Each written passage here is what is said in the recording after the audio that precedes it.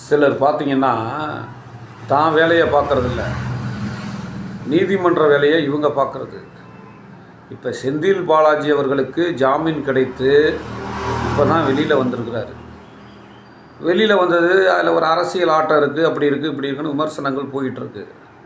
நம்ம பாஜகவினுடைய எம்எல்ஏ வானதி சீனிவாசன் அவர்கள் நேற்று பேட்டி கொடுக்கும்போது சொல்லியிருக்கிறாங்க, செந்தில் பாலாஜி சாட்சிகளை கலைக்கக்கூடாது அப்படின்ட்டு.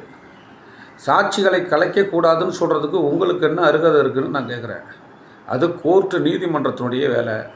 சாட்சியை கலைச்சாருன்னா அங்கே நீதிமன்றத்தில் முறையிட போகிறாங்க, புகாராக போகுது, அது வேறு, அது நீதித்துறையை சார்ந்த வேலை.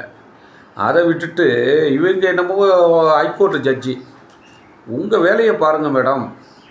நீங்கள் சட்டசபைக்கு போங்க, மக்களுக்கு நல்லது பண்ணுங்கள், எல்லாம் செய்யுங்க. அதை விட்டு செந்தில் பாலாஜி சாட்சிகளை கலைக்கக்கூடாதுன்னு சொல்கிறதுக்கு